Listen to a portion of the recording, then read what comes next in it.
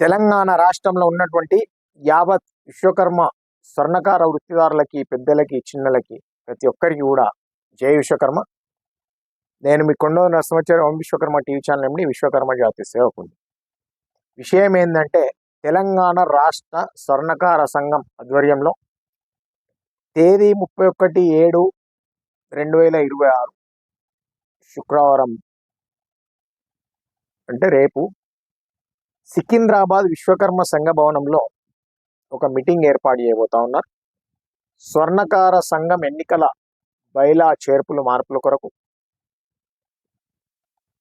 ఎన్నికలు నిర్వహించడం కొరకు మీటింగ్ ఏర్పాటు చేయబోతా ఉన్నారు.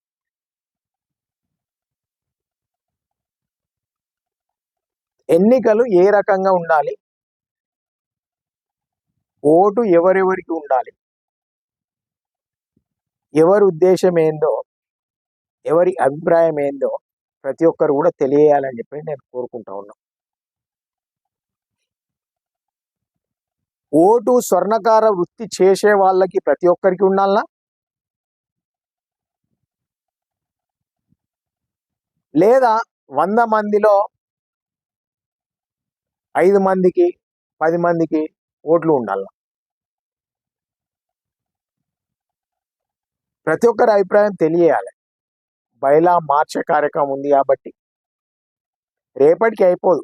ఇట్లాంటి మీటింగ్లు ఒక 3-4 పెడితే అప్పుడు ఒక కొలిక్కి వస్తుంది. ఎన్నికలు ఏ రకంగా నిర్వహించాలి,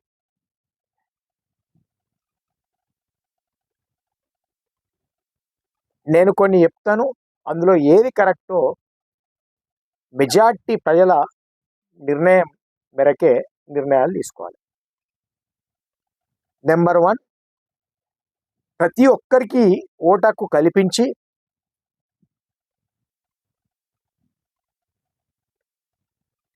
మండల అధ్యక్షునికి, నియోజకవర్గ అధ్యక్షునికి, జిల్లా అధ్యక్షునికి, రాష్ట్ర అధ్యక్షునికి, మండల ప్రధాన కార్యదర్శి, నియోజకవర్గ ప్రధాన కార్యదర్శి, జిల్లా ప్రధాన కార్యదర్శి, రాష్ట్ర ప్రధాన కార్యదర్శి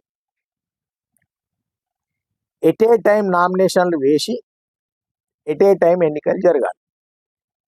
ఎన్నికలు జరిగిన తర్వాత మండల అధ్యక్షుడు, నియోజకవర్గ అధ్యక్షుడు, జిల్లా అధ్యక్షుడు, రాష్ట్ర అధ్యక్షుడు, ఈ ప్రధాన కార్యదర్శి అందరు కలిసి భారీ బహిరంగ సభ ఏర్పాటు చేసి ప్రమాణ స్వీకార కార్యక్రమం నిర్వహించాలి.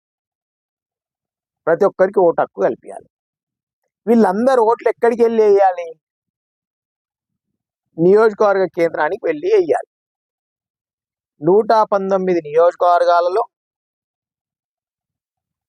మండల అధ్యక్షునికి, మండల ప్రధాన కార్యదర్శికి, తాలూకా అధ్యక్షునికి, తాలూకా ప్రధాన కార్యదర్శికి, జిల్లా అధ్యక్షునికి, జిల్లా ప్రధాన కార్యదర్శికి, రాష్ట్ర అధ్యక్షునికి, రాష్ట్ర ప్రధాన కార్యదర్శికి డబ్బులు పెట్టాలి. ఆ నియోజకవర్గ కేంద్రంలో పెట్టి మండలాల అధ్యక్షులు, ఓట్లు వేసే వాళ్ళు, జిల్లా అధ్యక్షులు అందరికి అక్కడికి వెళ్ళి మండల అధ్యక్షునికి ఒక ఓటు, మండల ప్రధాన కార్యదర్శికి ఒక ఓటు, నియోజకవర్గ అధ్యక్షునికి ఒక ఓటు, నియోజకవర్గ ప్రధాన కార్యదర్శికి ఒక ఓటు, జిల్లా అధ్యక్షునికి ఒక ఓటు, జిల్లా ప్రధాన కార్యదర్శికి ఒక ఓటు, రాష్ట్ర అధ్యక్షునికి ఒక ఓటు, రాష్ట్ర ప్రధాన కార్యదర్శికి ఒక ఓటు వేయాలి.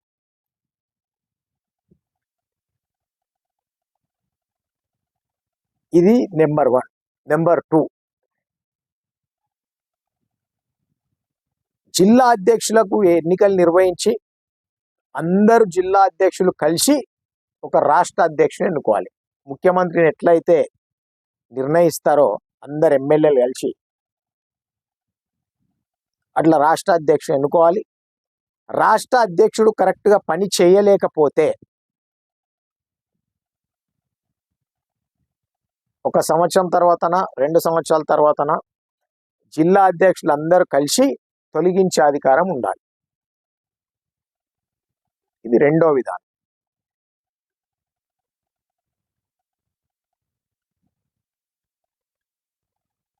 ఇప్పుడు నిర్వహిస్తున్న ఎట్లున్న ఎన్నికలంటే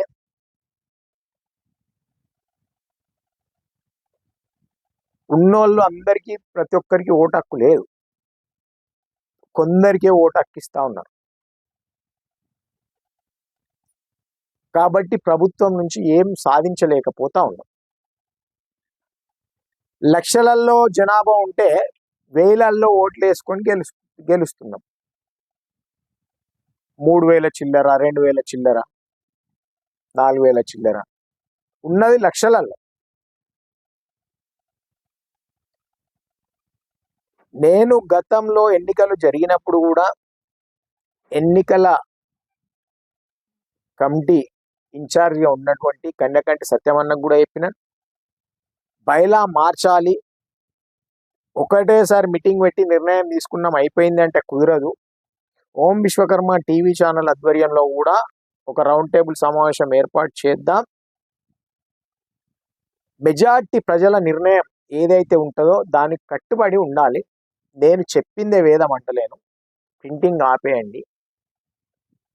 అన్ని నియోజకవర్గ కేంద్రాలలో డబ్బలు పెట్టి ఓట్లు వేయించే కార్యక్రమం చేద్దాం. అందరూ నల్లగొండ జిల్లాకు వచ్చి ఓట్లు వేయాలి, అందరూ కరీంనగర్ జిల్లాకు పోయి ఓట్లు వేయాలంటే అది కుదరని పని.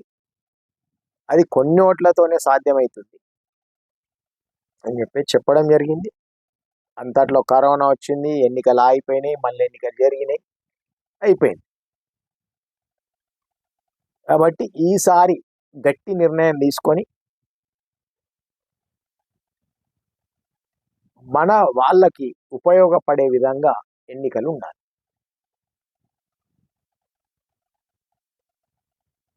ఒకేసారి మండల అధ్యక్షులు, నియోజకవర్గ అధ్యక్షులు, జిల్లా అధ్యక్షులు, రాష్ట్ర అధ్యక్షులు ప్రమాణ స్వీకార కార్యక్రమం ఒకే వేదిక పైన వేస్తే 1,00,000 మందితో బహిరంగ సభ ఉంటుంది. రాష్ట్ర ముఖ్యమంత్రి వస్తాడు ఆ ప్రమాణ స్వీకారానికి. పిలిస్తే ఇంటెలిజెన్స్ రిపోర్ట్స్ ఉంటాయి, మీటింగ్కి ఎంతమంది వస్తారు వీళ్ళ ప్రమాణ స్వీకారానికి. ఏదో మనం తూతూ మంత్రంగా ఎవరికి ఒక్కరికి మనకు నచ్చిన వాళ్ళకి ఓట్లు ఇచ్చుకున్నామా,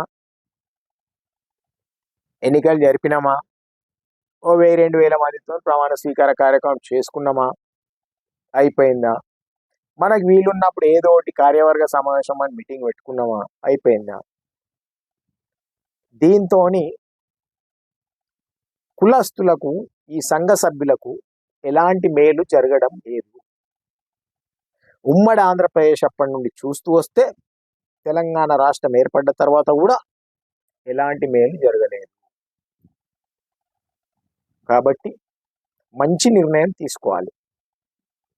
ఎన్నికలు లేట్ అయినా సరే, ఇప్పుడే ఎన్నికలు జరిగి ప్రభుత్వాలు దిగొచ్చి మనకేం చేసేది లేదు, ఏం ఒరగబెట్టేది. లేట్ అయినా లేటెస్ట్ ఉండాలి, మన వారికి ఉపయోగపడే విధంగా ఉండాలి, మేలు జరిగే విధంగా ఉండాలి. ఎవరెవరి అభిప్రాయం ఏంది, ఎన్నికలు ఎట్లా నిర్వహిస్తే బాగుంటుందో తెలియాలి. అందరికీ ఓటు హక్కియడమా, జిల్లా అధ్యక్షులు అందరు కలిసి రాష్ట్ర అధ్యక్షుడు ఎన్నుకోవడమా, లేదా కొందరికే ఓటు హక్కు ఉండడమా, ఏది కరెక్ట్? అన్ని జిల్లా కేంద్రాలలో మీటింగ్ ఏర్పాటు చేయాలి, అందరి అభిప్రాయం తెలుసుకోవాలి. మెజార్టీ ప్రజల అభిప్రాయం ఏదైతే ఉంటుందో వాళ్ళ అభిప్రాయం ప్రకారమే ఎన్నికలు నిర్వహించాలి. ఎన్నుకునే నాయకుడిని కూడా ఎలక్షన్లలో ఎవరెవరైతే పోటీ చేస్తారో వాళ్ళకు కూడా గట్టిగా చెప్పవలసిన అవసరం కూడా ఉంది.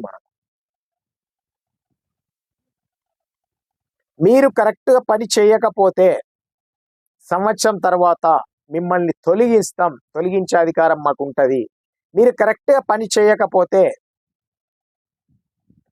పదవి అనుభవిస్తూ టైంపాస్ చేస్తే మీ ఇంటి ముందు ధర్నా కూర్చుంటాం, దీక్ష కూర్చుంటాం అని చెప్పే బాధ్యత కూడా మన పైన ఉంది. వాళ్ళతో పని చేయించే బాధ్యత కూడా మన పైనే ఉంది.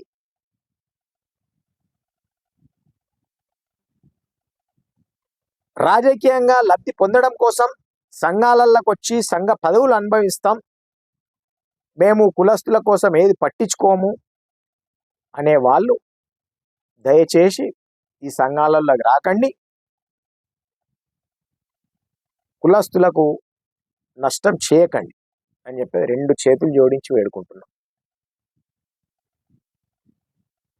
తక్షణం ఎన్నికైనటువంటి నాయకులు దేనిపైన పోరాటం చేయాలి? ప్రభుత్వం దగ్గర నిధులేం లేవు, ప్రభుత్వం నడపడమే కష్టంగా ఉంది. మొట్టమొదటిగా అక్రమ దొంగ బంగారం కేసులకు సంబంధించి 411 యాక్ట్లో మార్పు రావాలి. బ్రిటిష్ వాడు పెట్టిన 411 యాక్ట్, ప్రస్తుత బిఎన్ఎస్ 317, అందులో మార్పు రావాలి. వెండి బంగారం వ్యాపారస్తులు, స్వర్ణకారులు అంటే దర్జాగా వెండి బంగారం అమ్మొచ్చు, కొనొచ్చు.